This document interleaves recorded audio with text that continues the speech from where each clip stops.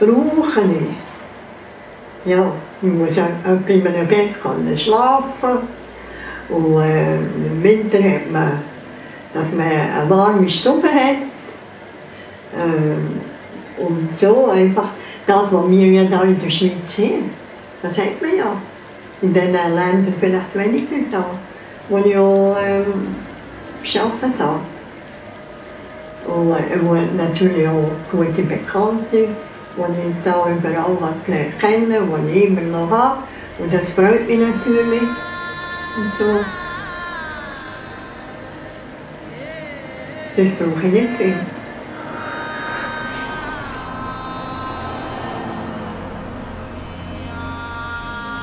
Und es wäre schon möglich, 7 Milliarden oder auch 9 Milliarden Menschen zu ernähren. Aber es ist nicht möglich, dass wir 7 Milliarden sind, alle hochbewaffnet, alle extrem in Angst, alle extrem im Hass, alle noch vollkommen gierig und selbstsüchtig. Dann kommt es nicht gut aus.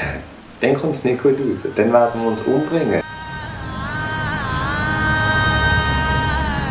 Es gibt unsere Geschichte einfach immer Gewinner und Verlierer. Und das ist aber umgekehrt vielleicht eben auch der Antriebsmotor, weil jeder möchte zu den Gewinnern gehören. Und darum überlegt man sich, wo kann ich was verbessern, wie komme ich fürsten, wie schaffe ich es auch da zu kommen oder anders ist.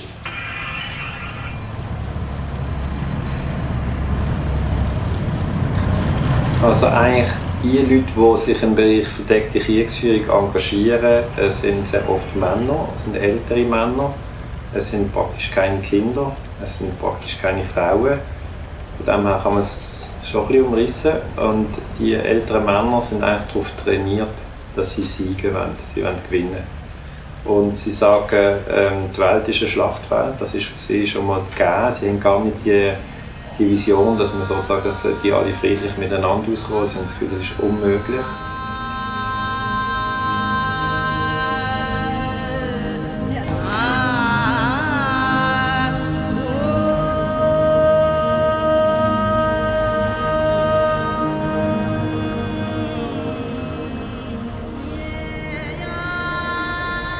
Ja, wir haben sehr einfach gewohnt. Zum Beispiel, wenn ich einmal mit dem Chauffeur bin hochgekommen von Bernpur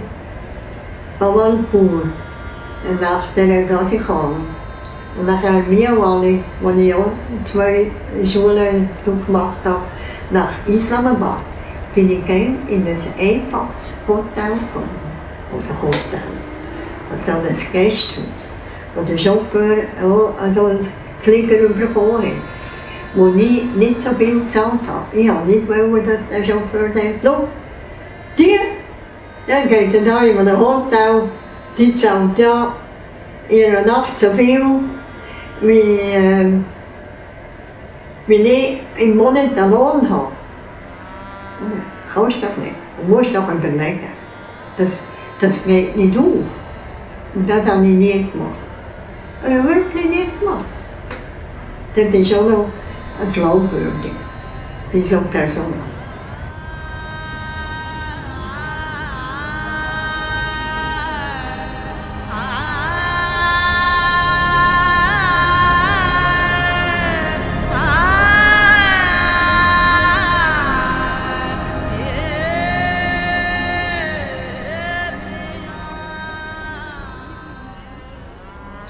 Mir kommt es vor, es ist wie ein Rennen, wo sie einfach immer einen Schritt hinterher sind. Und irgendwie, wenn man den Zwang oder Geschwindigkeit herausbringen aus dem Wettlauf, den jemand gewinnen kann, habe ich auch noch keine Idee.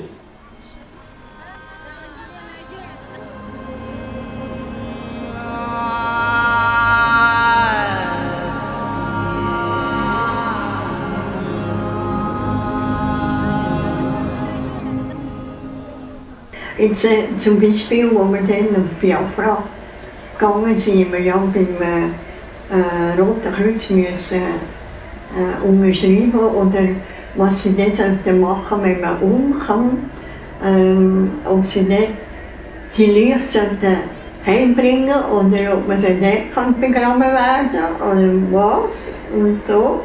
Da hat man sich schon ein bisschen Gedanken gemacht, aber dann hat man einfach gedacht, ja, vielleicht habe ich Glück und vielleicht halt nicht. Ja, dann nimmt man es halt so, wie es kommt.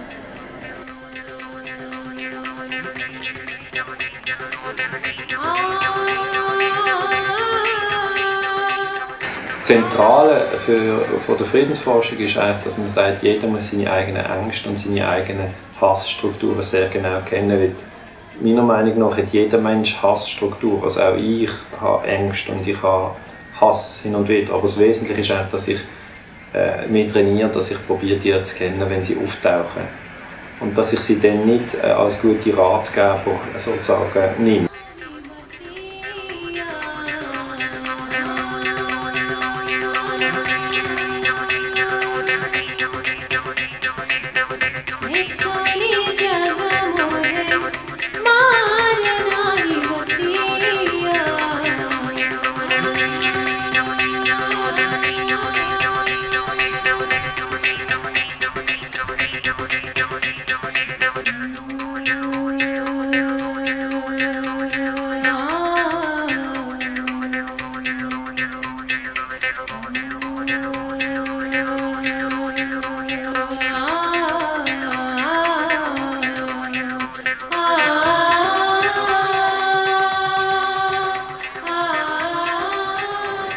Und so, wo wir einmal einen Kurs hatten mit den invaliden Männern, und dann haben sie nachher auch eine Nähmaschine bekommen nach dem Kurs und ein Glätteisen, ein Kohleeisen, also wo sie keinen Strom brauchen. Und nachher haben sie gesungen und einer hat im Lied gesungen, «Jetzt kann er wieder Hoffnung geben seiner Mutter. Jetzt kann er wieder etwas machen für die Familie, weil er jetzt gelernt nähen und so kann er ein Pudel aufmachen im Basar und für andere Leute nähen.» Und dann haben fast alle gerannt. Ja, es ist, auf dem Weg hat mich das noch schön getan, dass man wirklich dann auch helfen konnte.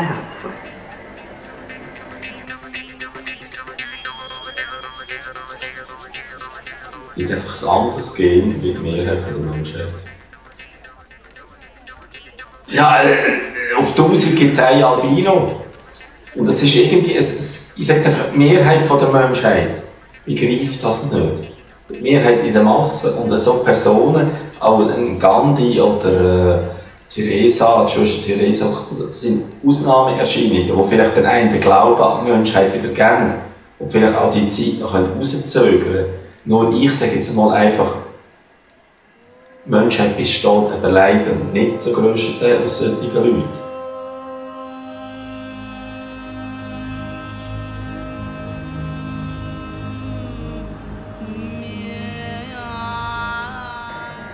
Ich denke manchmal schon, dass ich zum, also bei sehr gefährlichen Situationen vielleicht den Schutzengel brauche. Das glaube ich schon.